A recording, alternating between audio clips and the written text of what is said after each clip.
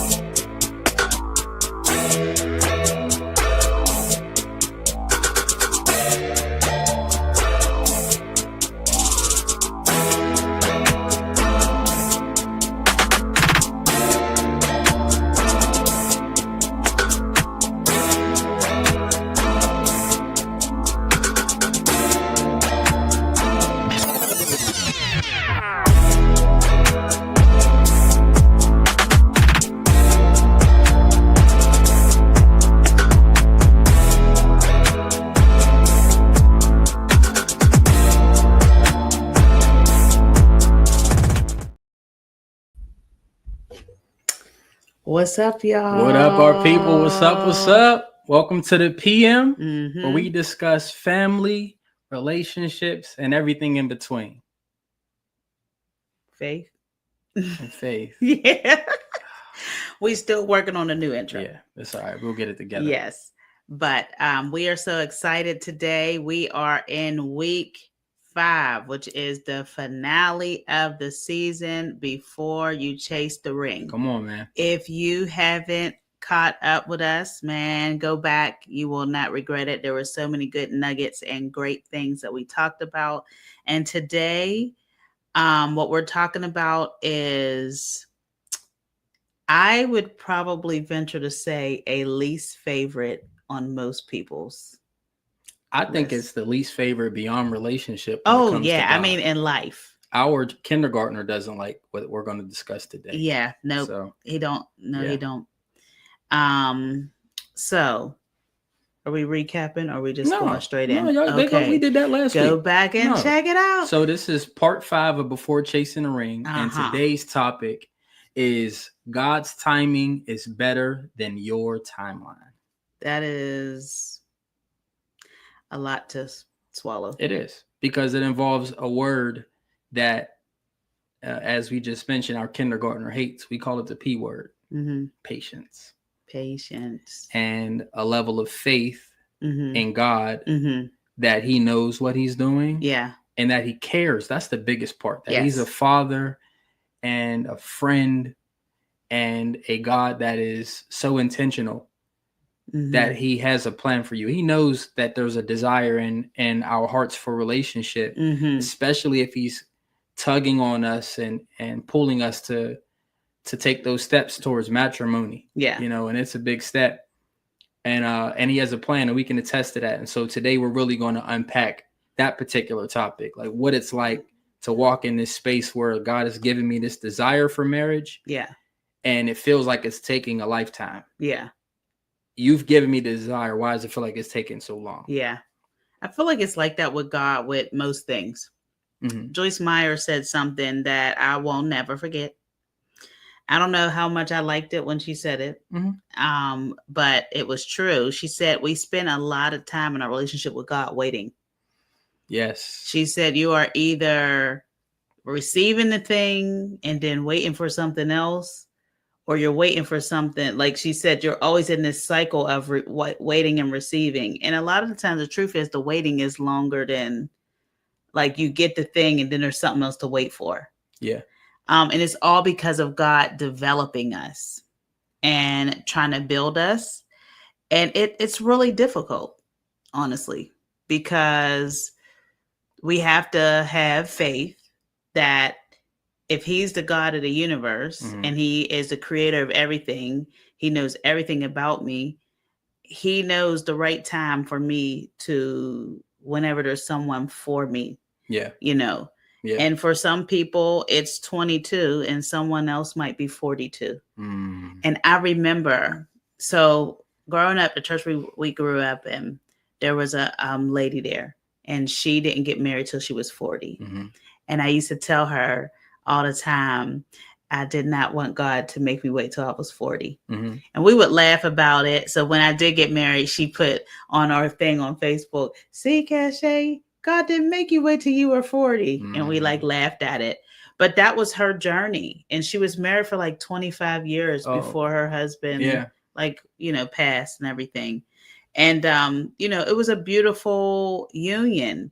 But thinking in that way, like we just don't know what timing it is. And it's like that with everything with God. Like we don't really know the timeline that he has. But if we believe, and this is what I go back to for everything, if we believe that God is who he says he is, if we believe that his word is true, mm-hmm. if we believe that he's in control of everything, then there's nothing that you're not too late. You're not going to get it early. Like we can't move God to do it the way we want it to be done at the time. Trust me, we know for so many things. And, but it will come at the time that it's meant to. I think there's a bunch of components that we can dive into when it comes to this process. So up until now, we've been talking about really, it's been preparation. Yeah. So we've really been laying out the importance, just kicking it off with things that maybe the recap was important. See? But we wanted to make sure in the beginning of this talk, before you chase the ring talk, that we prioritized you. Yes. So before we get into a talk about anyone else, we have to focus on you as an individual. Yeah. You as a person who can walk in boldness and confidence in your singleness. You as a person who may have parts of you on the inside that need healing, restoration, development. All of those were key components for you to be a whole person coming into this relationship. Yeah. And then we tackled last week, I believe, where you brought up the analogy that we talk about all the time. How looking at relationship, two people coming as two corporations, two entities. So preparation. Yeah. Oh, thanks. Preparation into relationship. Yeah. Which develops an understanding of who you are and bringing a whole person to a relationship. You don't want to give yourself broken to people. And then we get to this space where now we're in waiting. And it reminds me of the parable in the Bible when we're talking about the them waiting for the bridegroom. You know, they were prepared, they were ready, and those that weren't missed it. Yeah, you know. But today we're talking about being in that space of preparation. So hopefully you've tuned into the previous episodes. If you haven't, it's not too late to go back and watch after what we've discussed today. You won't miss anything. Yeah. But the preparation leads you to this place now where it's like, okay, God, I believe that you've prepared me up to this point. And it also makes me think about the movie we talk about often, Benjamin Button. Oh, yeah. God is so methodical and so intentional in what he does.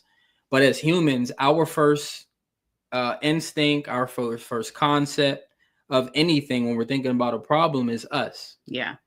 As if God couldn't be moving all these chess pieces. Yeah. So, you know, in our development, there's also somebody else being developed. Yeah. Your spouse is also going through a process of development. And there has to be a space where your two timelines meet. Yeah. You don't have control over that timeline. Yeah. And so while you're developing and being prepared, it's also a process taking place for that potential spouse. And we see people all the time say, hurry up, husband, hurry up, wife. Yeah. You know what I mean? Come on. What now. If they're not ready to, what if they are not in the place they need to be with you? Yeah. I heard a story. I don't know if I shared it on here before, but if I did, come back for story time again. Recap. There was a young lady who was dating a guy in high school. And in high school, the Lord told her that this person was her husband. And she said, oh, good, you know, and God was like, so now break up with him. And she was like, what? And so she didn't break up with him. They stayed together. They ended up getting married. And it was a point, I guess, in their marriage that were going through a lot of hardship. And I remember her talking about her asking God, like, what is going on? Like, why is this so hard? Blah, blah, blah. And God basically told her that you were disobedient to me when I told you to break up with him. I told you to, the thing with God is he, depending on how he talks to you, he's always speaking in eternity. Oh, so it's not timing like ours. Yeah. And like, if it is timing, like he'll let you know, like, go there now. You know what I mean? Like, do that now. You'll know that as you get to know God, you get to know the urgency of like now and like this is coming type of thing. The conviction doesn't feel good. Yeah, it's a little, or it's just this anxious and like, I think I need to get on there now. It's different. And he told her, you were disobedient to me. And so what you did was, the reason why things have been so difficult to this point is because the things that I was planning to develop him in, that I'm developing him in, you weren't supposed to feel any of this. Oh man. But now the repercussion of you going ahead and doing it your own way is that now you feel you have wounds and scars and fractures in you that was not intended for you, because it was supposed to be developed while y'all were apart so that he would be ready when it was time for y'all to get back together. So she was attached to him in his development process. And she wasn't supposed to. Oh man. And so her encouragement, because it was like one of those type of goal cast type of things, was to really listen to God and trust his timing and his way. And that's the thing with God. Like, he says in his word, and you read it and you see as you're reading his word, that he doesn't think like us. He doesn't operate like us. His timing isn't like ours and all of that. And we read it and we like, And then we still like, are like, well, why isn't it happening like this? And why isn't it doing like that? And why isn't it doing like the other? Well, why I feel like I should blah, blah, blah. But God, if he's trying to tell you about himself, it's one of them things where it's like, we say this humanly, but why not for God too? If a person shows you who they are, believe them. God told you. Oh, that's good. Yeah. God told you, I don't think like you. Yeah, that can apply, because many times in our lives, and we often forget this, he's probably, I guarantee, has shown himself to be faithful in other situations. So taking that exact scenario, if I've proven myself to be faithful, why in this scenario you don't believe that I'm going to be faithful? So that's good. Preaching to the choir. That's good. So many things. But I think we don't recognize again how intentional he is. Yeah. And we see that quote. It says delays can be protection. You know, God has a process that the young lady that you're referring to, God was essentially protecting her. So on one end, he's developing. Well, his intention is to protect. His intention was to protect. On one end, he's aiming to protect her. Yes. While developing the brother over here. And then in his timing, I want to bring you guys together at the right time, even revealing in advance who it was, which was already, he didn't have to do that. And so now he's like, I got to heal these wounds that you wasn't never supposed to have. So, and we know that marriage is a covenant. And so essentially what she did was she settled for companionship at the cost of covenant, which is not a good look. Yeah. And so, God is faithful. They're still married. She said, though, I had to repent for that. She was like, I had to repent. And when she repented, this is a thing. When she repented, God began to turn everything around. Oh, man. And really restore their marriage in a beautiful way. And I feel like they said they were married like 20, 30 years, something like that. And she was giving a testimony of it. But it's a testament to his timing. I had a friend post on Facebook something a couple of weeks ago that was like, imagine arriving to the thing that you have been praying for, but you're not ready for it. Like you get there ahead and you're not even prepared for it.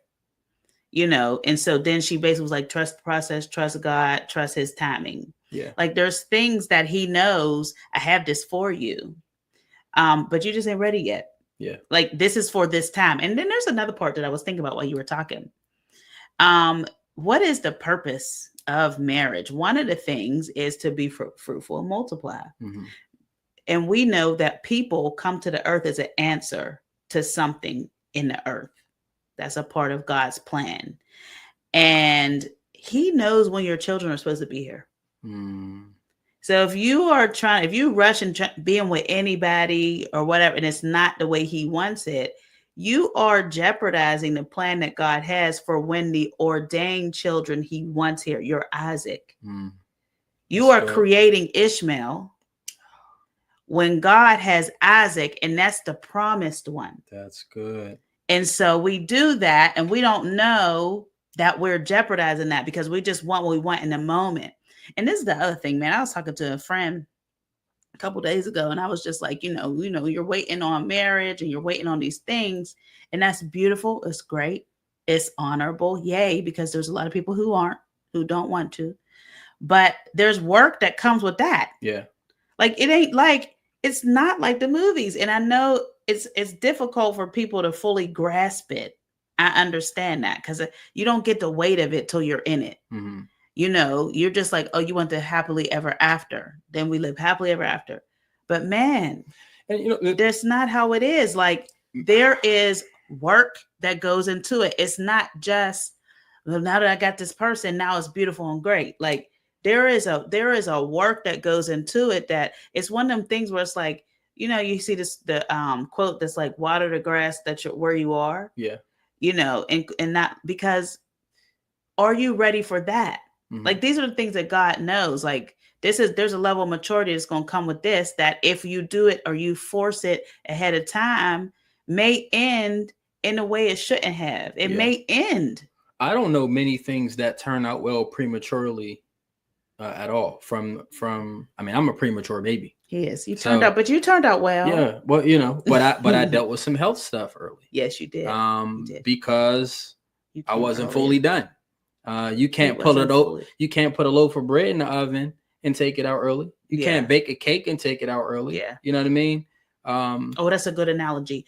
It takes extra care, and like, it takes extra stuff to make this thing get to the place where it's fully developed. It takes before you can even take it. Come on, man. To do what you're supposed to. Just the right environment.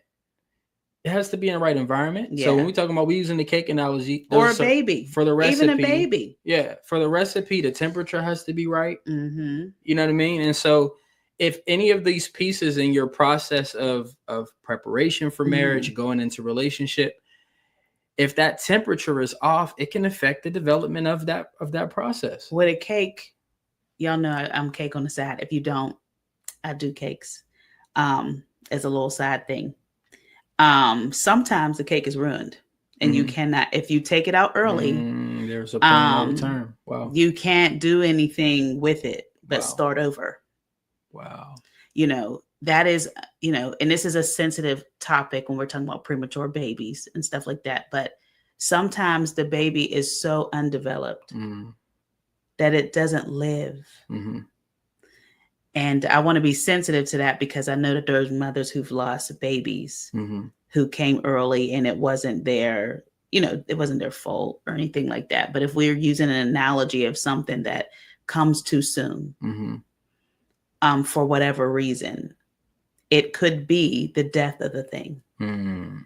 It isn't always that. Like, sometimes you will get like my husband and all his y'all all were premature. All three of us were all preemie. Yep. Y'all are fine. Not just a couple weeks. We were a couple months early. Yeah, they were all early. All 3 pounds. I have a niece who was very, very early, and God kept y'all. Yep. But there were extra precautions that had to take place because you were early. You couldn't go home like a regular baby. You had to be in a NICU. You had to be washed a certain way. You needed stuff to breathe. You needed stuff, and then there's higher risks with the babies because of that. Yeah. And glory to God that even though you had those health issues, you overcome those things. But that is what it's like, essentially, when we try to jump ahead of God's time. And sometimes in God's graciousness, he will continue to block it, even when you're trying. And then sometimes he'll let you have at it. That's all a part of, and in no way does he ever violate our free will. He's just God being God. Yeah. And that's one of those situations where we try to analyze and say, well, why would he allow this to happen? Why would he? Because he's God. Because he's God, and there's all kind of things connected to you and everything around you as to why it happened that way. We dove a lot into the sovereignty last week, and we don't have to unpack that any more than we did. That's beating a dead horse. But we talk a whole lot throughout this process about the work that goes into it, how difficult it could be. Mm-hmm. And it really comes from a place of passion for wanting to see the beautiful outcome of relationship. So our goal is always to equip you with tools. Yeah. Whether you're going through the process of wanting to be married, because that's what these last 5 sessions have been, and well, including this one, is really equipping you with the tools for a journey that you really have no idea what you're about to walk. Yeah. And there are some tough things to deal with. Absolutely. There are some beautiful things to deal with as well. And we have experienced over these 17 years together such beautiful experiences on this journey. Yeah. When recognizing how important it is to have God as the focus, how important it is for our development pre-marriage and throughout it, because this process of development doesn't stop here. There are moments that therapy is necessary. There are moments when, you have to have tools like what we expressed, our unicorn moments, where we sit down and we're like, listen, let's just have a talk where we can have an open discussion about how I feel right now. Yeah. And give me the floor. Let me express this. You may have an opinion about it, but allow me to express it so you can process my words and I can process what I'm saying. Yeah. Things like that are necessary. Yeah. Recognizing that, hey, man, I might have a background behind me that needs some work. Paying attention to my tendencies. I have recognized things in my life and doing relationship, whether it was with my wife or as a parent, that I start seeing my parents. I start sounding like them. I start seeing in my behaviors, the people that I've been around, both good and bad behaviors. I've seen things like, man, I respect mom and dad. Thank you. Yeah. Thank you. So I fully understand. Man, I get it right now. Why you were saying what you were saying? How children are stupid, and I fully understand. Be careful it, with the way you can't be trying to be politically correct. Saying certain words. They're ignorant until they understand. All right, That's you true. know what I mean. They think they know everything. Absolutely. They and just like us. We got a teenager. who we love him. We love him dearly, but as far as he's concerned, he can get behind the wheel of a car right now and drive to across the nation. Yeah. And the boy can't parallel park. You know what I mean? The boy can barely do any of this. Yeah. Walking this walk and getting the information that can help you do this walk well. Yeah. It sets us on fire, man. When we're talking to people, using the fire. You always. I know that's my best analogy. I think about. I just want to blow up. Just marriages. being ignited. I just want to fire flame all on, man. Up.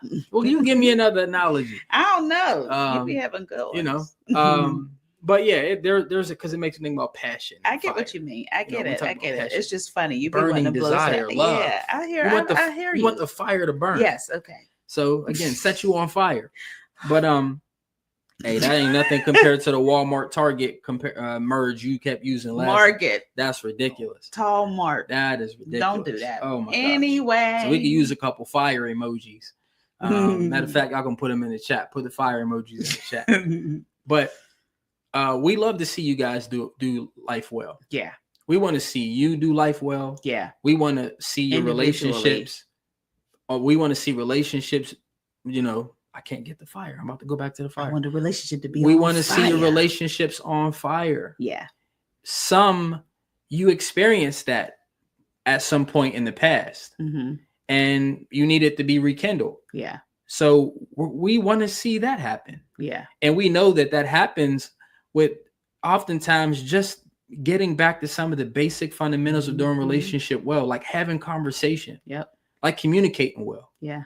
Like taking a moment and assessing where am I at right now? What are the things around me that are bothering me? Why are her words bothering me today? Why do I have these triggers? Yeah. We're assessing those things. Just simple things like that help you do well. Well, you got to be prepared and ready to do self-awareness, like to be self-aware and to go and ask yourself why you feel this way. Because it's very easy to be like, it's them. Ooh. But really it could be that it's starting with you, man. And so, with all of that and everything, it's even like that in the dating pool. I think this is funny. I see men say dating pool is trash. Then I see women say the dating pool is trash. And I'd be like, which one is it? Because if you're so great and you're so great, why ain't no mergers happening? Somebody ain't that great. Yeah, that's good. I always wondered, I'm like, okay, the guys are saying it sucks, but what are y'all looking for real? Yeah. The ladies are saying it sucks. And listen, I got friends in the dating pool and it do suck. You know, but the point is, if both parties are saying it sucks, then there's some kind of misfire going on.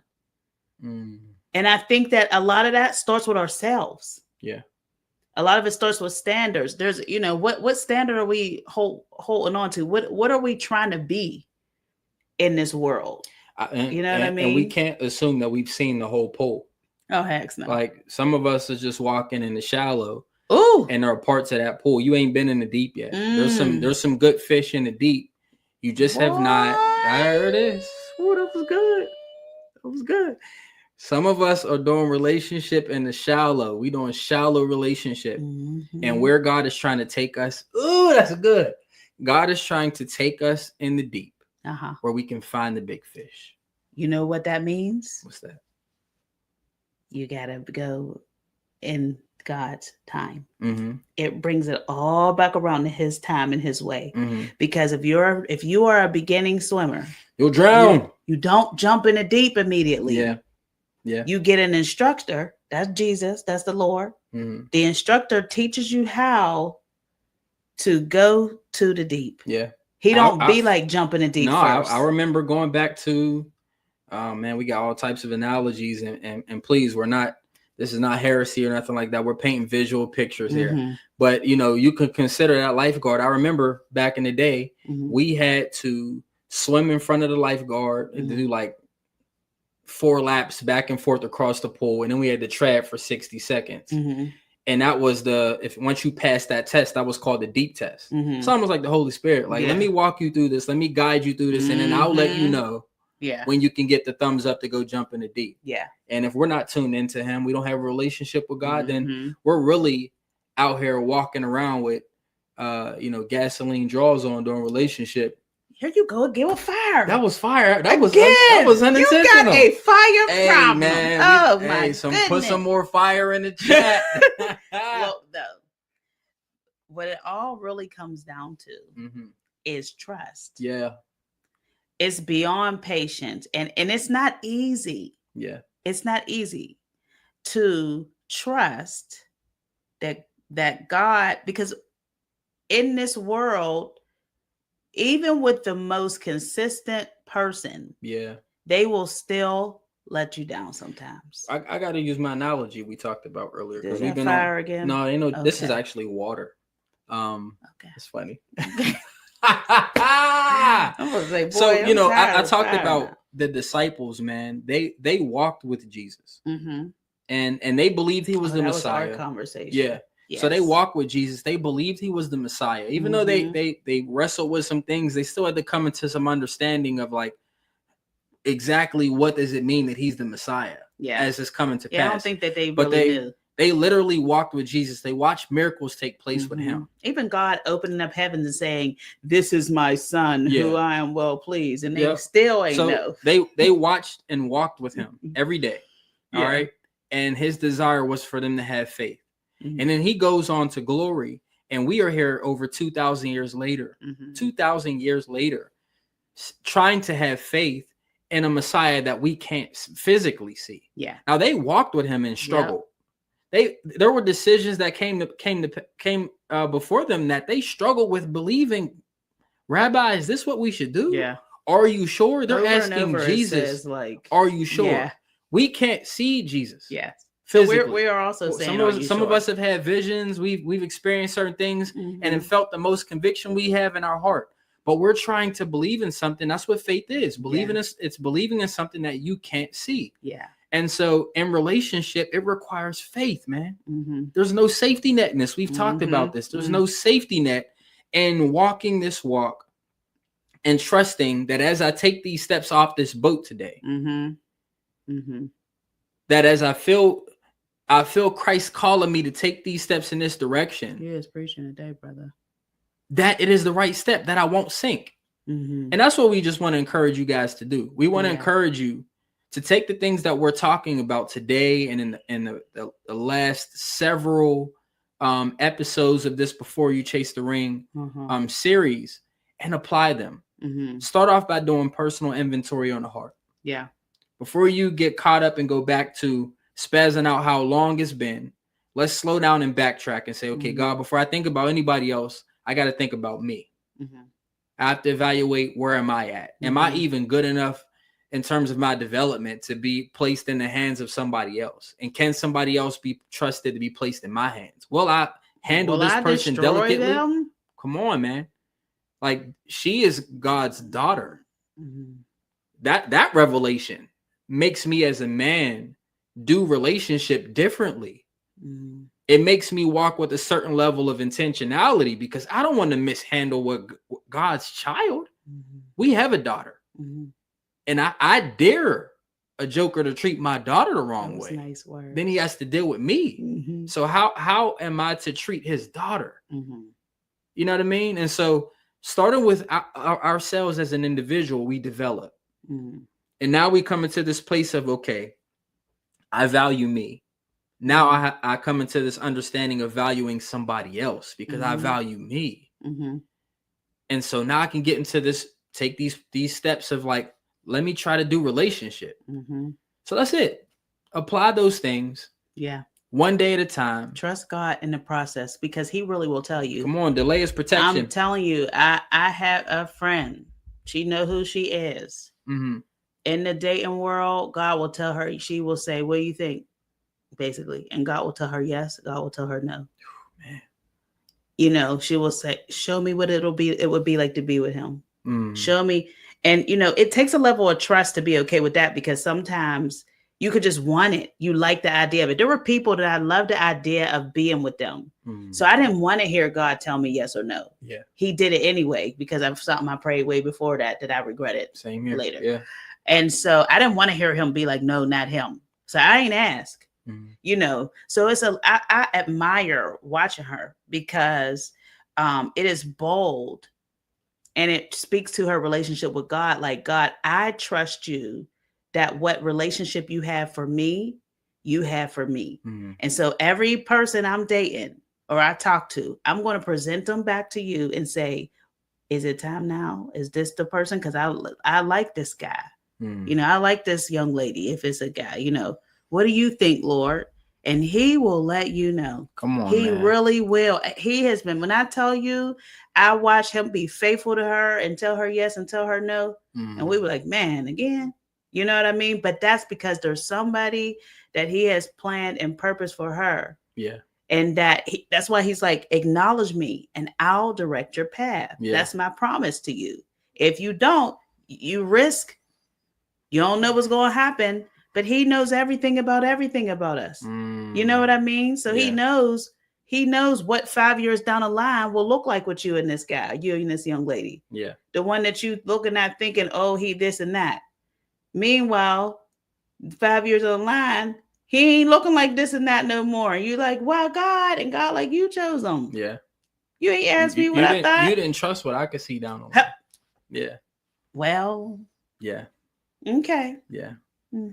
Yeah. This has been a beautiful journey with you guys, man. Yes, it has. We've enjoyed every moment. Have you enjoyed it as much as I have? Yeah. Yeah. I love the PM though. Yeah. I really do. Yep. So I hope y'all love it too. Yep. And the journey will continue. Yes, it will. We got some even more beautiful conversations to come in the future. These are endless. This is me and Greg. Y'all basically get a front row seat in what it's like. If you ever be like, wonder what they be talking about.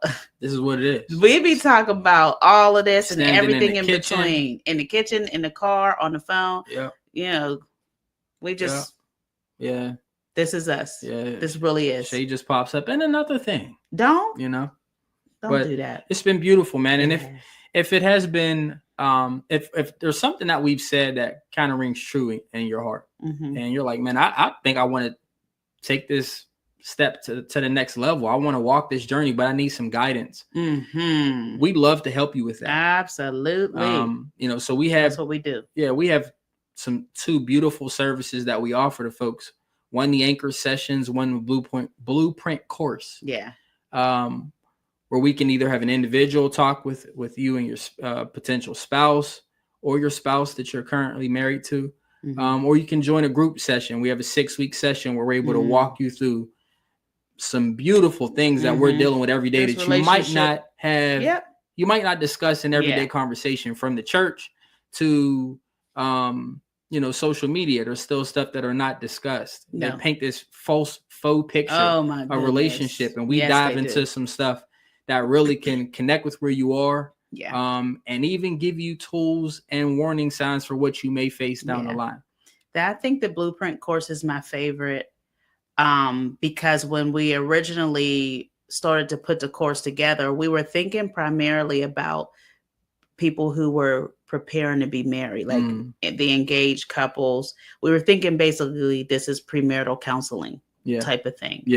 And the more that we were putting it together, the more we were like, I think that this could be for everybody. It is, if you are getting married and you need, you want coaching, or you want a premarital counseling type of thing, the Blueprint course is the one for you. Come on, man. We talk about stuff that you don't think to talk about when you're not, but we've been at this thing for a long time now.